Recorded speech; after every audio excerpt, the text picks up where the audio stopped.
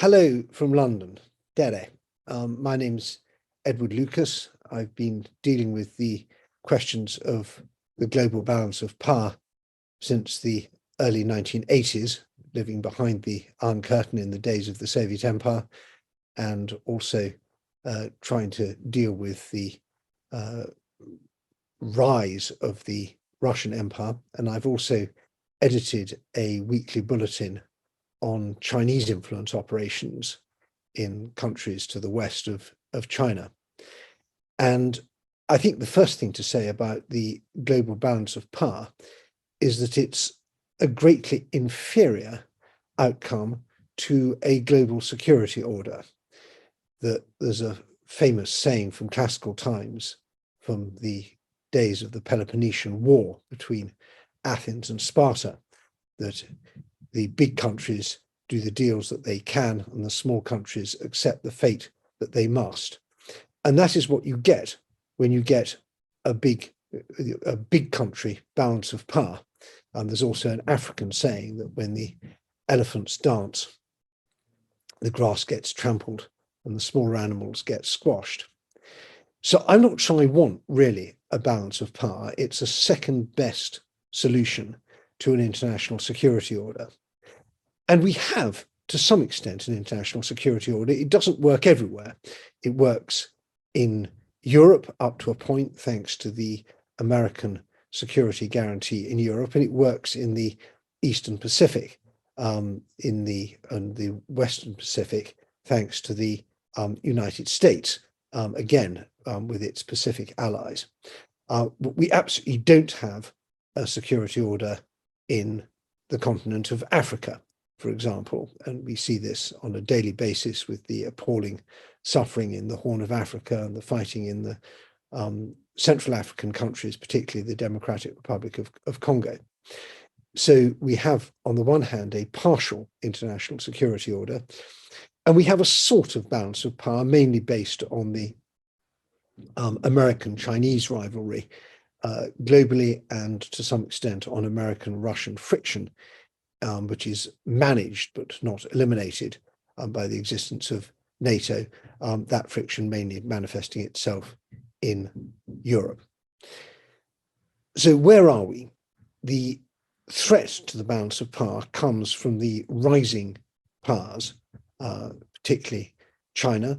Russia rising not in terms of its actual capabilities, because Russia is declining in demographic and in relative economic terms, but rising in terms of its ambitions.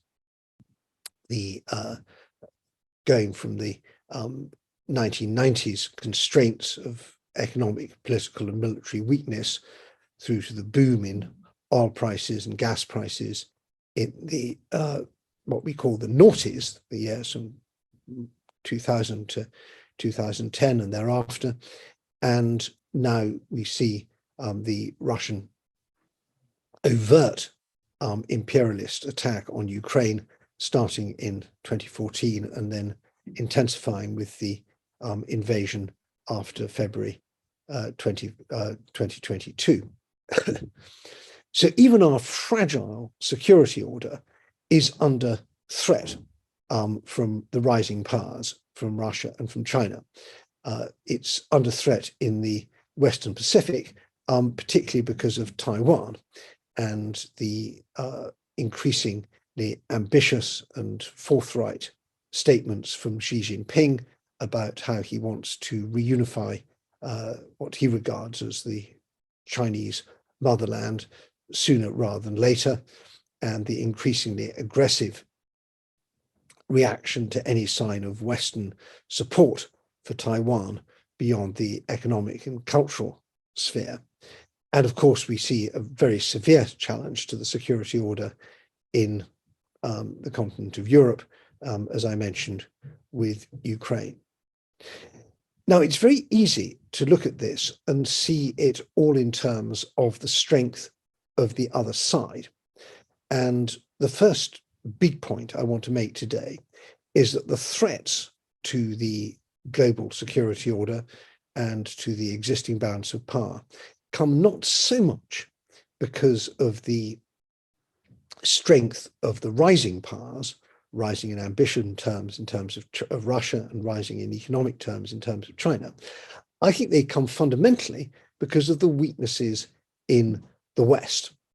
Now, when I say the West, it's a fairly loose term, and it's not geographically Western because it includes countries like Japan and South Korea, which are to the east of most of the countries that we call the West.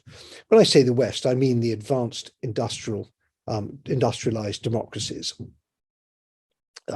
Almost all of them treaty allies of the United States in one respect or another. So this American-led group of industrialized democracies, which is still the biggest concentration of power and wealth in the world, of $40 trillion GDP. The West's GDP around 1 billion people in terms of population. So not quite as big as China in population terms, but a lot bigger than China, and certainly a lot bigger than Russia in GDP terms. So the weaknesses in the West, I think, are the fundamental problem that we face. It's partly because of very bad decisions by Western leaders over the last 30 years. I think the single biggest bad decision has been with regard to the way that the world economy runs. We saw an enormous opportunity to bring China into the world trading system, particularly with WTO membership, but also more broadly with globalization, the idea that goods and services and capital, to some extent, people and ideas, should cross international boundaries freely. And this would, according to economic theory, and quite correctly, allows increased specialization. It cuts costs, raises profits, stokes innovation, and boosts prosperity. And so it did. It's been the most extraordinary engine of economic development over the last 30 years, since 1990, that the world has ever seen. But there's been a problem with it, that the gains and the losses were not shared equally. Enormous numbers of people, several hundred million people, came out of poverty in China as a result of China's integration in the world economic system. Many tens, hundreds of millions also in India, and many tens and hundreds of millions in other countries as well. Vietnam, Indonesia, Bangladesh, all over the place. Globalization had a huge beneficial effect. And it also was very good for the people who were running the elites in Western countries, the sort of people who read The Economist, the magazine that I used to work for many years. And they did very well as well. We got a kind of global class of the super rich. But we left a big element out of this, which was the people who were not well placed to benefit from globalization, the blue collar workers who worked in industries that were facing very sharp competition, particularly from China, but also from other rising economies, people who felt threatened by migration because of the increased competition for public services, people who couldn't get social housing, couldn't get access to healthcare, who found that education opportunities were squeezed. And the problem with this is that these people can vote, and vote they did. They voted for Trump, they voted for Brexit, they voted for Marine Le Pen, they voted for Giorgia Meloni, they voted for the AfD and for Die Linke in Germany. They vote all over the place. And this has been a fundamental problem for the Western democracies, that the way we ran the world didn't suit a large chunk of our voters. And we took that very much for granted. And I feel personally responsible for this because I was working at The Economist all through this period, and we were championing the idea that globalization would make everybody richer. And we overlooked the fact that it makes some people feel, at least relatively, or maybe even in absolute terms, poorer. There's a large number of voters in a large number of Western countries whose wages have been stagnant in real terms, some even stagnant in nominal terms over the last 30 years, and they're fed up with that. Added to that, all the other strains of globalization. And we have allowed this to develop over a long period. And the result has been alienation, cynicism, and polarization in our society.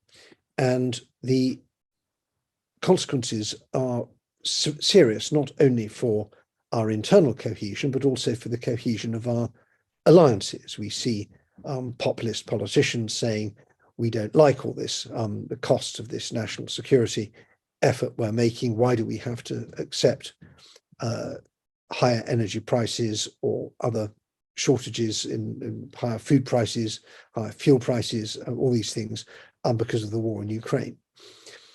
So I think that was the first big mistake the West made, and it's over a 30-year period. We also, I think, grossly overreacted, and this was chiefly an American fault, to the terrorism threat after 9/11.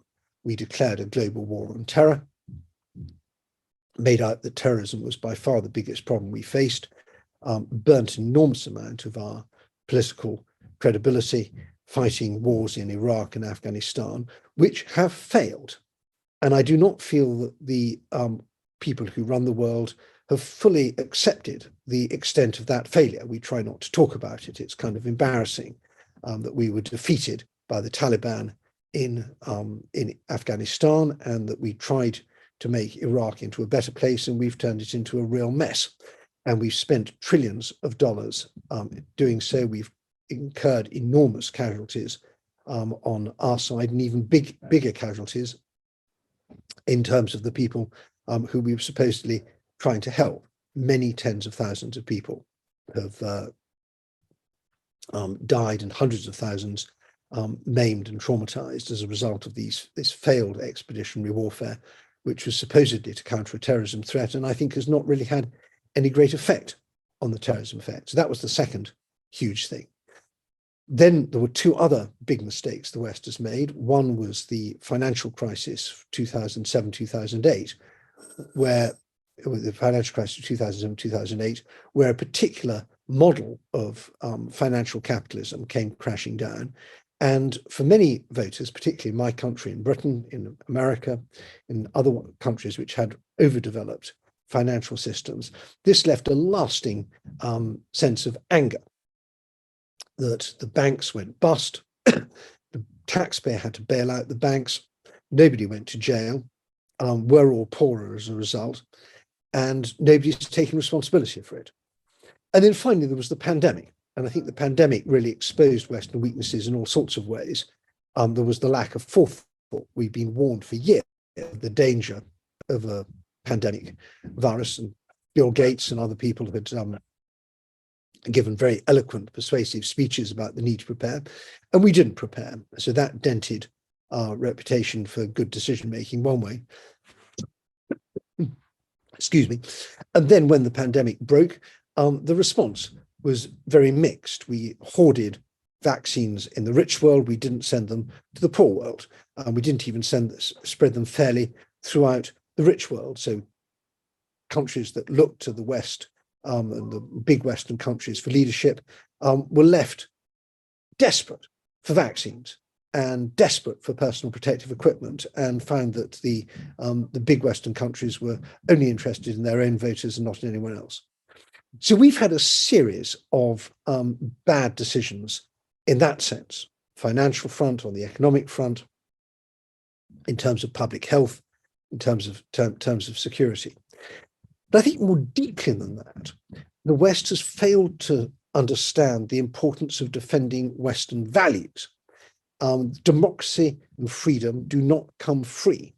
We, after 1991, I think in a profound sense, lost the kind of moral and mental discipline that we had during the Cold War, where we knew that we were up against a really serious adversary, and that if we didn't take precautions and make sacrifices, this adversary could actually win. Because during the Cold War, we did think there was a chance that communism might win, particularly in the beginning, the early decades of the Cold War.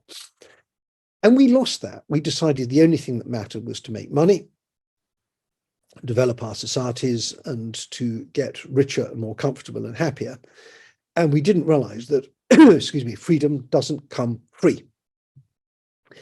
And that had all sorts of consequences. It meant that we opened up our societies to dirty money, which we see particularly with Russian dirty money in the British political system, but also Chinese influence in Canada and in the United States and in Australia and in New Zealand and in Germany and other countries.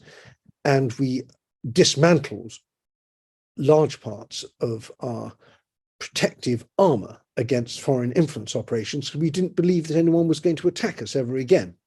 We did a little bit on counterterrorism, but the idea that we might face Russian or Chinese subversion seemed kind of fanciful. We completely ignored the dangers of supply chain pressure. I remember in Germany in 2005, German officials literally laughed when they were warned about the danger of gas dependency on Russia. I remember trying to warn German officials about the dangers of information operations from Russia. And they said, Herr Lucas, you can't be serious.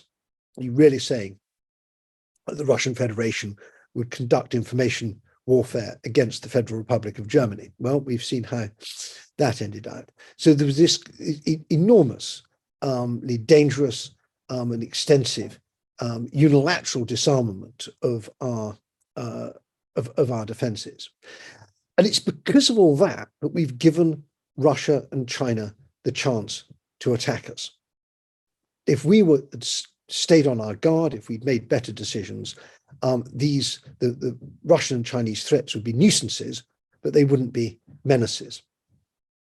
Nobody put tanks in Wall Street and down the Unter den Linden and in the City of London saying, open your energy market to Russian gas, open your financial system to Russian dirty money, invest enormous amounts in China so you become really dependent on the Chinese market. Nobody made us do that. No, we did that to ourselves. We did it because we were naive, because we were complacent, and because most of all, we were greedy. Some of you may have seen my book, which I wrote in 2007, published in 2008, called The New Cold War. This was the first book to really warn about the the threat from Putin's Russia. And copies of this book are available for extraordinarily low prices now on secondhand on Amazon. But to save you from spending €1 plus postage and packing, I can tell you the main message of this book is distilled in a single sentence. If you think that only money matters, then you're defenseless if someone attacks you using money. Excuse me. And so that is the Achilles heel of the West, and that's why the global balance of power has shifted against us. Now, how do we get it back? Well, first of all, we need a military victory in Ukraine. The Ukrainians are doing a fantastic job. It's a terrible indictment of the West that the war is happening at all, because we were warned back by Lennart Meri back in 1994 about the threat from Russia. And we were warned again and again over many years, not just by Estonians, but by Latvians and Lithuanians and Czechs and Poles and Slovaks and Ukrainians and indeed Russians and others. But we ignored those warnings, and now tens of thousands of people are dead, hundreds of thousands of people are maimed and traumatized, millions of lives have been blighted, and the damage is $1 trillion and upwards. But better late than never. If we give Ukrainians the weapons they need and the financial support they need, they can win the war. And I think that the military victory that they are, or the victories that they're already gaining, and that I think there are more in store as they move towards Kherson, and the military defeats that means for Russia, intensify the political difficulties inside the Russian Federation. There's already extraordinary levels of stress and discontent inside the Kremlin, and we see things that we would have never imagined possible only a couple of years ago. In terms of political upheavals and so on inside Russia. And I think that the military and the political will fuel each other, and we are looking towards the end of the Putin regime. I would be surprised if Putin was still in power this time next year. Now, that won't necessarily mean that things become easier. If Ukraine can get back the territories it's lost since February, or even go further and get back the territories it's lost since 2014, we then face the most enormous task of reconstructing Ukraine, and that will be a generational task. It needs a new Marshall Plan. It's going to be enormously expensive. I think it's entirely worth the money and will be it's enormously to be desired, but we should not underestimate the task of rebuilding Ukraine. But perhaps the even bigger question is, how do we deal with a defeated Russia? I do not believe that Russia will be easier to deal with after its defeat in Ukraine. I think it may have to accept a very painful settlement, and that settlement will be blamed on Putin by whoever takes power after Putin. But Russia will be is still, I think, infected with this imperialist worldview, the idea that other countries have to make way for Russia's interests. It's not only in terms of the external empire, but also the internal empire, the sort of chauvinist Russian Ruski Mir idea of that it's Russia's job also to control the different regional and ethnic and linguistic components of the Russian Federation in a very harsh and centralized way. But it's going to be a very difficult neighbor, and we will need to think very hard about what our Russia strategy is going to be in order to both create a new European security architecture that brings Ukraine in. Whether or not that's NATO or not will remain to be seen. I very much hope it will be NATO. We need to have a new European security architecture, which is able to deal with this resentful, aggressive Russia, which we will face. I think we also have to reckon that this new European security architecture may have to be European and not transatlantic, because one of the things we'll have to deal with is the idea that America is no longer as reliable as it used to be. And we are lucky to have the Biden administration now, for all its faults, but I think it's entirely possible we get an isolationist Republican administration under Trump or someone else, which may well say that it's very busy in the Western Pacific and doesn't have time for European security. Perhaps the single biggest lesson of the Ukraine war is that Europe is strategically naked without the United States. We need to remedy that really fast. We have perhaps till 2024, 2025 to start thinking about how we rebuild this security architecture in Europe with the America perhaps as the backstop, or perhaps not even that. So that's going to be an absolutely enormous task for us in Britain, for you in Estonia, and for everyone else in between. And then there's the question of China. What do we do with China? In many ways, I feel that the conflict in Ukraine and the confrontation we have with Russia as a result is a kind of dress rehearsal for the much bigger question of what we do about China, which is a really serious adversary. Russia is ultimately not a serious economy. It has serious numbers of nuclear weapons, but I don't believe they're really usable in any realistic scenario. But China is a far bigger and more difficult threat. And there, the heavy lifting is going to have to be done by the United States.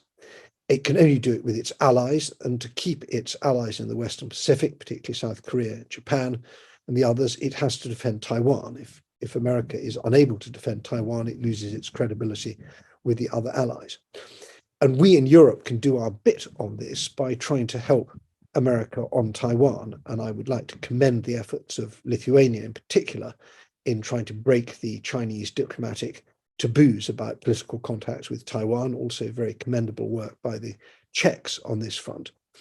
But I think if we want the United States to help us in Europe, then we have to be ready to do quite a lot to help the United States deal with China, and whether that's in terms of controlling Chinese investment, a lesson which the Germans, I think, signally have failed to learn with their Chancellor Scholz's attempts to sell the port of Hamburg to the Chinese, or whether it's trying to spread the burden of helping Taiwan, or whether it's on other things. We even if we think China's a long way away, if it matters to the Americans, it matters for us. It's going to be very, very difficult, this, because we've integrated our economies very deeply, and decoupling or deglobalizing from China is going to be hard. And I'm not advocating that we do it completely, but we need to think very strategically about where our dependence on Chinese imports or indeed exports has become a vulnerability, and how we manage that vulnerability. And we'll have to rethink very substantially the way we look at trade and investment flows. These are not neutral commercial decisions. They all have a national security dimension. But that will be fundamentally one for the Americans. We will play a supporting role. But for them, it's the question of who becomes top dog globally, whether they stay top dog or the Chinese try and displace them. And it will be very difficult. But in the end, I think that, and I want to come back to this, I don't want to live in a world of balance of power. I want to live in a world where, as much as possible, we operate within a rules-based security order, where small countries also have their say. And so we need to look at every part of the multinational, multilateral organizations and systems that we have and work out how we can strengthen them and defend them, because the stronger they are, the more the big countries are constrained, particularly when they make bad decisions, and the better chance we have of having small countries playing a full part in the international security order and not being pushed around.